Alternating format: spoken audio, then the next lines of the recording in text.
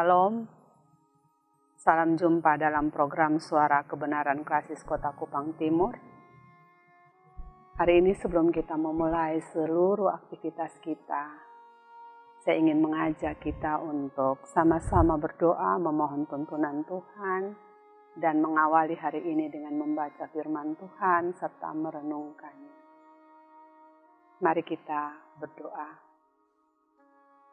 Bapa yang baik, Allah yang setia, kami bersyukur hari ini Engkau memberikan kami hidup baru, pengharapan baru, dan penyertaan Tuhan.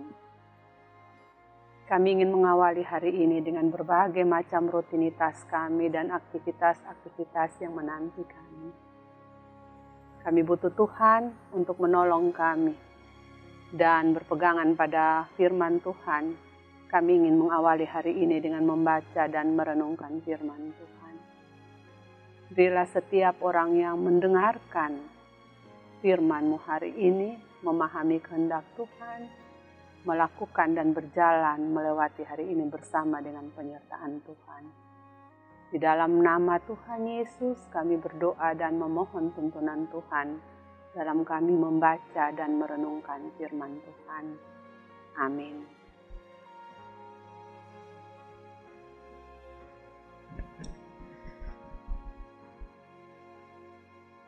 Baik saudara dan sahabat serta semua kita yang hari ini ada dan mendengarkan firman Tuhan. Firman Tuhan hari ini terbaca dari Injil Matius pasal 5 ayat 13 hingga ayatnya yang ke-16. Demikian bunyinya bagi kita. Garam dunia dan terang dunia. Kamu adalah garam dunia. Jika garam itu menjadi tawar, dengan apakah ia diasinkan? Tidak ada lagi gunanya selain dibuang dan diinjak orang. Kamu adalah terang dunia, kota yang terletak di atas gunung tidak mungkin disembunyikan. Lagi pula orang tidak menyalakan pelita lalu meletakkannya di bawah tempayan, melainkan di atas kaki pelita sehingga memberi terang kepada semua orang di dalam rumah itu. Demikianlah hendaknya terangmu bercahaya di depan orang, supaya mereka melihat perbuatanmu yang baik dan memuliakan Bapamu yang di sorga. Demikian bacaan firman Tuhan bagi kita pada pagi hari ini. Diberkatilah kita semua yang mendengarkan firman Tuhan dan suka melakukannya dalam kehidupan kita. Tema bacaan kita pada pagi hari ini adalah hendaklah terangmu bercahaya. Saudara-saudara sekalian, perikop ini merupakan bagian dari khotbah Yesus di bukit. Seketika dia selesai memilih 12 murid, dia ingin memberi mereka tanggung jawab untuk melakukan pelayanannya. Tanggung jawab itu adalah sebagai penjala manusia. Dalam pasal ini ia ingin menyampaikan kepada para murid konsekuensi dari tugas tersebut, yaitu para murid harus menjalankan tugas mereka menjadi garam dan terang dunia. Saudara dan sahabatku sekalian, marilah kita lihat lebih dalam apa arti garam dan terang dunia itu. Kamu adalah garam dunia. Ketika Yesus mengatakan kamu adalah garam dunia, sebenarnya Yesus ingin memberi penegasan kepada murid-muridnya bahwa mereka sekarang harus sudah siap. Mereka bukan lagi dalam proses menjadi garam, tetapi mereka sudah harus menjalankan fungsinya sebagai garam di tengah-tengah dunia. Kalau kita mengamati proses terbentuknya garam, menarik untuk kita menyimak bagaimana terstrukturnya proses Tuhan buat kehidupan para murid. Saudara-saudaraku sekalian, panggilan murid-murid dimulai di daerah pantai. Dan kita juga tahu bahwa pantai juga adalah tempat terbentuknya garam. Air laut membutuhkan cahaya matahari. Ini menunjukkan benang merah yang luar biasa. Setelah Tuhan Yesus memanggil murid-muridnya, Ia melakukan proses di tepi pantai sampai menghasilkan garam melalui bantuan terang. Dan pada akhirnya murid-murid diminta untuk menjadi garam. Garam ini tidak lagi digunakan di seputar area pantai, melainkan garam harus menyebar supaya fungsinya dapat terlihat. Sebelum terangkat ke sorga, Yesus pernah berpesan kepada murid-muridnya, "Pergilah, jadikanlah semua bangsa muridku."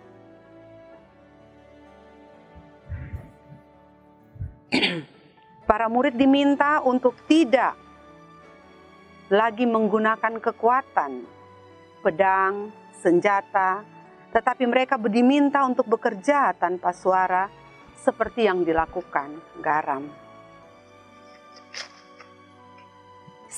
Segenggam garam akan menyebarkan rasa tanpa suara. Kita tahu bersama bahwa garam itu bekerja dalam diam. Ia akan masuk untuk membersihkan, meresapi, supaya mampu mencegah kebusukan. Yesus juga berharap para murid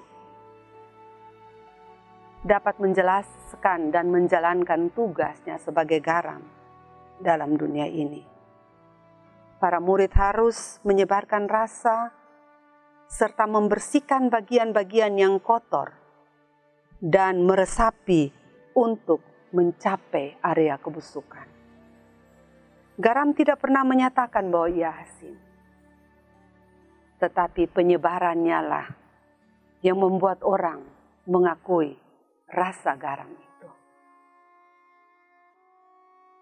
Para murid tidak perlu bercerita bahwa mereka sudah menggarami dunia, tetapi penyebaran mereka lah melalui pelayanan mereka. Haruslah mampu membuat orang lain mengakui keberadaan dan pelayanan mereka. Hal ini berarti garam tidak bisa berfungsi kalau dia hanya ada di area pantai. Garam juga tidak berfungsi kalau dia tetap ada dalam toples-toples di dapur. Garam harus keluar dari laut, keluar dari toples, baru ia bisa menyebar. Kalau ia tidak keluar, maka garam hanya tersimpan dan tidak ada artinya. Akan tetapi jangan lupa, ketika garam keluar, dia penuh dengan konsekuensinya. Salah satu contoh, ketika mama-mama di dapur ingin menyimpan ikan setelah mereka memotong-motong ikan, mereka pasti menaruh garam pada ikan itu.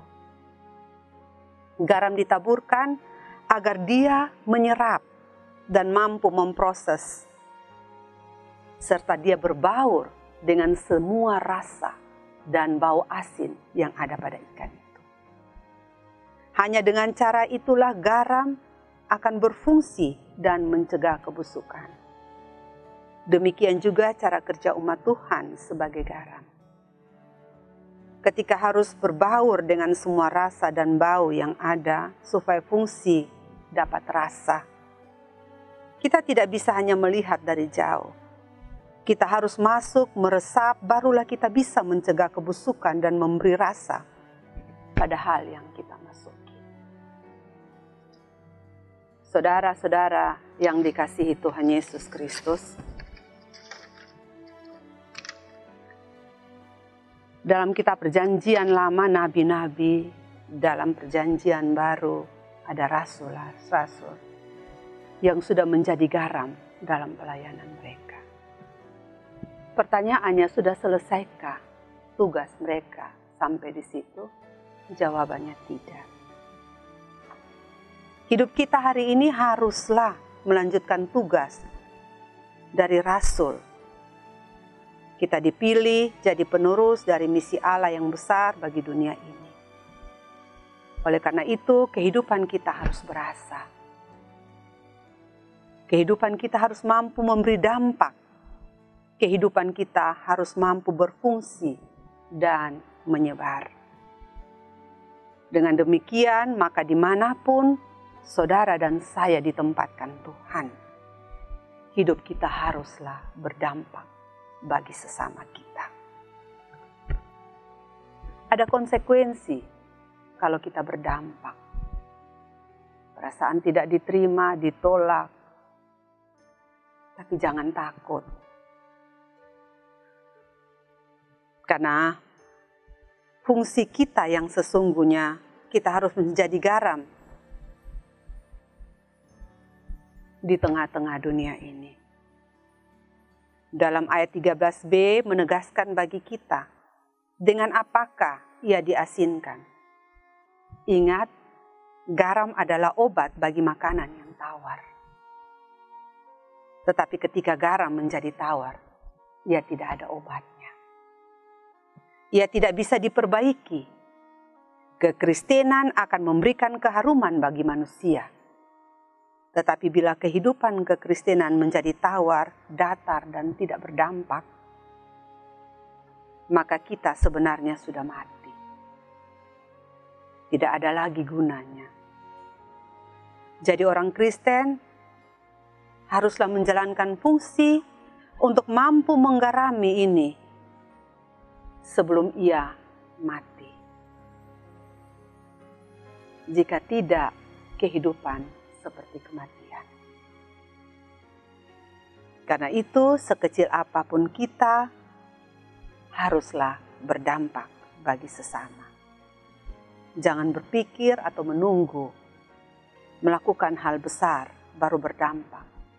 Tapi dengan hal kecil, kita juga mampu berdampak bagi sesama di sekeliling kita. Kamu juga adalah terang dunia. Sebagaimana dengan garam, terang pun haruslah berdampak. Terang tidak boleh ditutupi.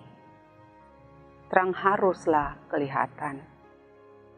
Oleh karena itu, terang harus masuk ke dalam kegelapan. Terang tidak bisa bercahaya dalam terang. Umat Tuhan harus masuk ke dalam kegelapan, harus berani tampil beda dalam kegelapan sehingga terang mereka dapat terlihat. Bahkan dari tempat yang jauh sekalipun. Akan tetapi, itu bukan berarti terang dapat berbaur dengan gelap. Terang harus tetap menjaga eksistensinya sebagai terang. Terang harus diakui bahwa terkadang terang itu bisa redup. Jadi terang harus dekat dengan sumber terang. Umat Tuhan harus dekat dengan Tuhannya sebagai terang yang sejati, supaya kita tidak redup. Semua orang Kristen adalah terang di dalam Tuhan. Kalau garam bekerja secara inklusif atau dari dalam, maka terang harus bekerja secara eksklusif keluar. Hari ini melalui firman Tuhan kita diingatkan kembali fungsi kita sebagai garam dan terang dunia. Menjadi garam yang asin, berasa, kita juga harus jadi terang yang bercahaya dimanapun kita berada. Lalu bagaimana caranya?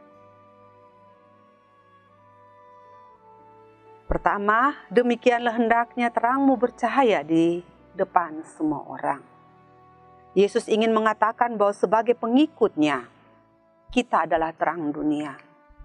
Terang itu bukanlah sesuatu yang disembunyikan, tetapi terang harus terpancar sehingga orang lain dapat melihatnya. Menjadi terang berarti hidup kita mencerminkan kasih, kebaikan, dan kebenaran Tuhan dalam segala aspek kehidupan kita. Penting untuk dicatat bahwa terang yang dimaksud bukan tentang penampilan luar, tetapi perubahan yang terjadi dalam hidup. Perubahan yang memancar dari dalam hati dan roh kita. Terang itu mencakup sikap, perkataan, perbuatan, dan tindakan kita setiap hari. Sebagai orang percaya, kita dipanggil untuk menjadi contoh yang mampu mencerminkan terang Yesus Kristus dalam dunia yang penuh kegelapan. Sebagai orang Kristen, kita juga tidak menyembunyikan terang yang ada dalam hidup kita. Kita dipanggil menjadi teladan dalam kebenaran, baik dalam keluarga, tempat di mana kita bekerja, di sekolah, bahkan dalam lingkungan sosial kemasyarakatan kita setiap hari. Pertanyaannya, apakah kita sudah memancarkan terang kasih Kristus di tengah dunia yang penuh dengan tantangan ini? Jawabannya ada nyata dalam setiap sikap hidup kita setiap hari. Yang kedua, supaya mereka melihat perbuatanmu yang ajaib. Yesus menekankan bahwa terang yang kita pancarkan bukan hanya melalui perkataan atau pengajaran, tetapi melalui perbuatan yang baik yang harus kita lakukan setiap hari. Perbuatan baik itu adalah wujud nyata dari iman kita kepada Tuhan. Yesus tidak hanya menginginkan kita untuk berbicara tentang kebaikan atau mengajarkan orang lain tentang kebaikan, tetapi kita juga harus menunjukkan aksi nyata yang mencerminkan kasih dan kebaikan Tuhan yang kita terima kepada sesama. Perbuatan baik yang dimaksud di sini melalui tindakan nyata dalam keseharian kehidupan kita. Dan yang mau kita butuhkan adalah membantu orang yang kesulitan, berbicara dengan penuh kasih dan kelembutan, dan hidup dengan integritas di tengah dunia yang penuh dengan godaan. Setiap hari kita diberikan kesempatan untuk menunjukkan perbuatan baik kepada orang. Apakah kita membiarkan terang bersinar melalui tindakan kita? Ataukah kita melayani sesama dengan tulus dan memberikan yang terbaik dalam segala hal yang kita lakukan? Perbuatan kita yang baik adalah kesaksian hidup yang harus mengarah hanya kepada Tuhan. Yang terakhir, dan memuliakan Bapamu di sorga. Ini adalah tujuan utama yang paling penting dari segala perbuatan baik yang harus kita lakukan. Untuk memuliakan Tuhan. Semua kita sebagai orang percaya harus mengarah pada kemuliaan nama Tuhan. Apa yang kita lakukan, kita melakukannya sambil melihat kepada Tuhan yang menjadi contoh dalam kehidupan kita. Ini juga harus menunjukkan bahwa kesaksian hidup kita bukan hanya untuk diri kita, tetapi untuk membawa orang lain melihat kepada Tuhan. Ketika orang lain melihat perbuatan baik kita, mereka seharusnya tidak hanya terkesan kita sebagai individu dari apa yang kita lakukan, tetapi mereka juga memuliakan Tuhan yang memampukan kita melakukan perbuatan baik tersebut kepada sesama kita. Ingat, setiap tindakan kita harus memiliki tujuan akhir untuk memuliakan nama Tuhan. Apakah melakukan perbuatan baik hanya untuk dilihat atau karena kita melakukan untuk Tuhan? Itu pertanyaan yang harus dijawab. Dalam segala hal yang kita lakukan, baik itu pekerjaan, hubungan dengan sesama, pelayanan, dan aktivitas kita setiap hari. Kita dipanggil untuk memuliakan nama Tuhan melalui perbuatan baik kita. Matius 5 ayat 16 mengajarkan kepada kita sebagai orang Kristen bahwa kita adalah terang dunia yang harus mampu memancarkan terang melalui perbuatan kita. Yang pada akhirnya setiap perbuatan dan terang yang kita lakukan haruslah memuliakan Tuhan Allah kita. Hidup kita harus mencerminkan kasih dan kebaikan Tuhan, sehingga orang lain dapat melihat perbuatan dan kasih kita. Pada akhirnya, hidup kita sebagai orang Kristen haruslah menjadi kesaksian hidup yang nyata bagi dunia yang menggambarkan siapa Tuhan dalam hidup kita. Hari ini saya mengajak kita untuk berkomitmen untuk tidak menyembunyikan terang, tetapi memancarkannya melalui perbuatan baik agar nama Tuhan dipermuliakan. Tuhan memberkati kita dan selamat beraktivitas dengan berpedoman pada firman Tuhan pagi ini. Mari kita berdoa. Tuhan Yesus yang adalah terang, kami memohon kepadamu, biarlah terang itu Engkau berikan bagi hidup kami hari ini. Kami juga bersyukur karena Engkau Tuhan yang memanggil kami untuk menjadi terang dalam dunia ini. Kami mohon agar terang terus memberi kami kekuatan untuk hidup sesuai dengan panggilan-Mu. Melalui perbuatan baik kami, banyak orang melihat kasih dan kemuliaan-Mu dalam kehidupan kami. Di dalam nama Tuhan Yesus, kami berdoa. Amin. Tuhan memberkati kita semua. Salam.